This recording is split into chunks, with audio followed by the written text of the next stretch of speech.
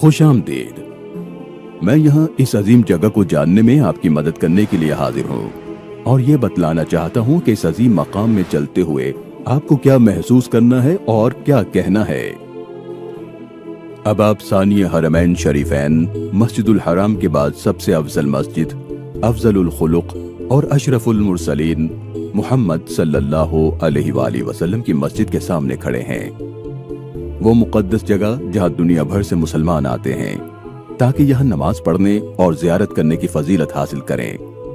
سیرت نبوی صلی اللہ علیہ وآلہ وسلم میں اس مسجد کے کردار پر غور کر کے اپنے ایمان کو تر و تازہ کریں اور اپنی عظیم اسلامی تاریخ اور اس کے لافانی واقعات سے جڑ جائیں۔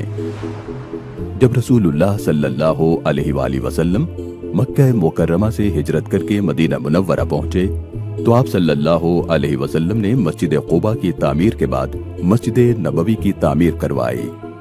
اس مسجد کی تعمیر سے متعلق ایک عمدہ قصہ ہے۔ اس مسجد کو تعمیر کرنے اور اسے اہل ایمان کے لیے مرکز بنانے کا حکم اللہ رب العالمین کی طرف سے نازل ہوا تھا۔ جب رسول اللہ صلی اللہ علیہ وآلہ وسلم مدینہ منورہ پہنچے تو صحابہ کرام میں خوشی کی لہر دوڑ گئی۔ ہر ایک کی تمنا تھی کہ آپ صلی اللہ علیہ وآلہ وسلم کو اپنا مہمان بنائے، لہٰذا وہ آپ کی اونٹنی کو اپنے گھر کی طرف موڑنے کی کوشش کرتے۔ رسول اللہ صلی اللہ علیہ وآلہ وسلم نے ان سے فرمایا، اسے چھوڑ دو کیونکہ یہ اللہ کی طرف سے مامور ہے۔ رسول اللہ صلی اللہ علیہ وآلہ وسلم کی اونٹنی ابو ایوب انصاری رضی اللہ تعالیٰ عنہ کے گھر کے سامنے پہنچ کر بیٹھ گئی۔ چنانچہ آپ صلی اللہ علیہ وآلہ وسلم حضرت ابو ایوب انصاری رضی اللہ تعالیٰ عنہ کے پاس تشریف لے گئے اور وہ زمین خرید لی جس پر اونٹنی بیٹھی تھی اور اسی مقام پر مسجد بنانے کا حکم دیا۔ رسول اللہ صلی اللہ علیہ وآلہ وسلم مسجد کی تعمیر میں اپنے پاکیزہ ہاتھوں سے اپنے اصحاب کا ہاتھ بٹاتے تھے تاکہ انصار ہجرت کے بعد پہلے دن ہی سے عظیم اسلامی اقدار سیکھیں اور ان کی روحوں میں مساجد کی تعظیم اور اس کی تعمیر کی فضیلت جاگزیں ہو۔ اس کے بعد مسجد نبوی دوسرا حرم بن گئی جس کی طرح سفر کو مشروع قرار دیا گیا۔ اس طرح مسجد نبوی میں نماز کو عام مساجد میں 1000 نمازوں کے برابر قرار دیا گیا۔ مسلمانوں نے ہمیشہ مسجد نبوی کی حفاظت اور اس کی تزئین و آرائش کا خاص اہتمام کیا ہے۔ مسجد نبوی کی پہلی توسیع رسول اللہ صلی اللہ علیہ وآلہ وسلم کے دور ہی میں ہوئی۔ پھر سن 17 ہجری میں حضرت عمر ابن الخطاب رضی اللہ تعالیٰ عنہ کے دور میں اور سن 29 ہجری میں حضرت عثمان بن عفان رضی اللہ تعالیٰ عنہ کے دور خلافت میں ہوئی، اور اس کے بعد حکمرانوں اور گورنر مسلسل دیکھ بھال کرتے رہے اور اس کے حسن میں اضافہ کرتے رہے۔ موجودہ سعودی دور میں اس پاکیزہ اور بابرکت مسجد کی تاریخ میں سب سے بڑے پیمانے پر تعمیر نو اور تزئین و آرائش ہوئی۔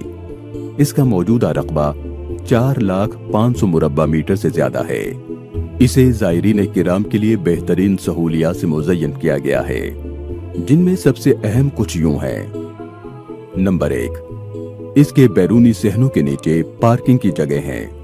نمبر 2، ایئر کنڈیشننگ اور اس کے انجنز کے لیے ایک کمپلیکس ہے۔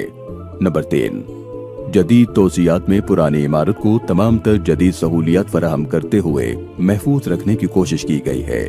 اور نمبر 4، ریاض الجنہ سمیت تمام ستونوں کو مضبوط کیا گیا ہے۔ ان توسیعات کے بعد کئی منصوبوں کا اضافہ کیا گیا، جن میں مسجد کے صحنوں میں 200 سے زائد خوبصورت چھتریوں کی تنصیب بھی شامل ہے۔ ان چھتریوں میں روشنی اور بارش کے پانی کی نکاسی کا نظام بھی موجود ہے۔ ان چھتریوں نے صحن کی خوبصورتی اور رونق میں اضافہ کیا ہے، جو مسجد کی روحانیت اور سکون سے بھرے ماحول کے مطابق ہے۔ حرمین شریفین کے موجودہ متولی شاہ سلمان حفظہ اللہ نے بھی مسجد نبوی کے عظیم الشان توسیعی منصوبے اور اس سے متعلقہ منصوبوں پر کام جاری رکھنے کے عزم کا اعادہ کیا ہے۔